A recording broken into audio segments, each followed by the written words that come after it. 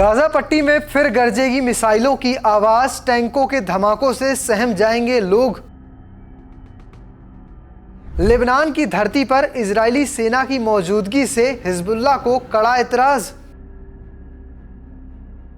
बौखलाए Hezbollah ने दे डाली Netanyahu को खुली धमकी, ट्रंप के आदेश की भी अनदेखी।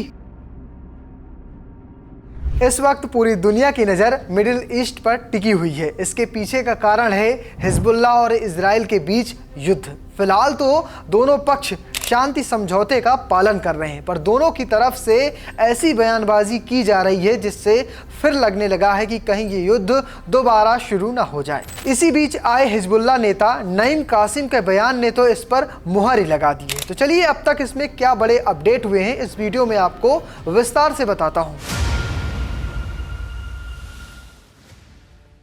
अक्टूबर 2023 में इजराइल ने हिजबुल्लाह को निशाना बनाते हुए लेबनानी जमीन पर हमला किया था। नवंबर 2024 में हुए युद्ध विराम समझौते के तहत इजरायली सेना को दक्षिणी लेबनान से वापस जाने के लिए 60 दिन दिए गए थे। हालांकि तय समय सीमा में ये नहीं हो रहा था और इस वजह से डेडलाइन को 18 फरवरी तक बढ़ा दिया गया था। हाल ही में एक ऐसी रिपोर्ट सामने आई है जिसमें इजराइल ने दक्षिणी लेबनान में 5 जगहों पर अपने सैनिक 18 फरवरी के बाद भी बरकरार रखने की बात कही है। इस पर हिजबुल्लाह भड़क गया है और इजराइल को सबक सिखाने की धमकी तक दे डाली है। हिजबुल्लाह नेता नईम कासिम ने टीवी भाषण में कहा कि इजराइल को पूरी तरह से वापस जाना ही होगा, उसके पास रुकने का कोई बहाना नहीं बचा है। सीज फायर समझौते में कोई 5 बिंदु शामिल नहीं है जहां वो रुकने की बात कहे। 18 फरवरी के बाद लेबनानी धरती पर इजराइल की सैन्य उपस्थिति को कब्जा करने वाली सेना माना जाएगा।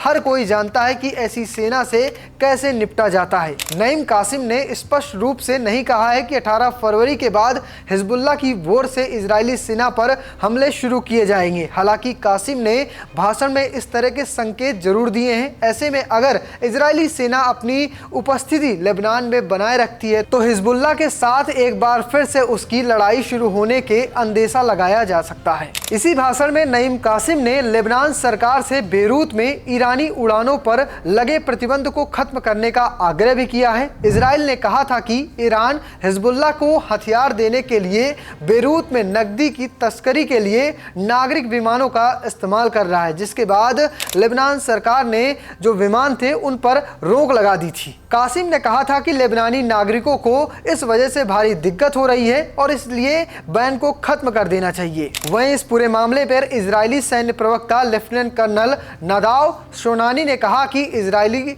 जो सेना है उसकी वापसी के लिए हम प्रतिबद्ध हैं, लेकिन इस बात का भी ध्यान रखना है कि हमारे नागरिकों की सुरक्षा बनी रहे। वहीं लेबनान के राष्ट्रपति ने कहा कि संघर्ष विराम का सम्मान किया जाना चाहिए और इजरायली सेना पर भरोसा बिल्कुल नहीं किया जा सकता। इजरायली सेना को समझौते के तहत दक्षिणी लेबनान के बफर जोन से हट जाना था और इस बफर जोन की निगरानी लेबनानी सेना और संयुक्त राष्ट्र शांति सैनिकों को करनी थी। इस संघर्ष विराम के कारण 21 बंधकों और 730 से ज्यादा फिलिस्तीनी कैदियों को रिहा किया जा चुका है। शनिवार को हमास ने इस बात की पुष्टि की है कि 369 फिलिस्तीनी कैदियों को फिर से रिहा किया जाए है, जिनमें 36 इजराइल में आजीवन कारावास की सजा काट रहे हैं। तो फिलहाल आपको क्या लगता है, क्या इजरायली सेना अगर पीछे नहीं हटती तो एक बार फिर से गाजा पट्टी में युद्ध शुरू हो जाएगा? नहीं, कमेंट बॉक्स में लिखना और पेज को फॉलो करना, चैनल को सब्सक्राइब करना बिल्कुल मत भूलिएगा। धन्यवाद।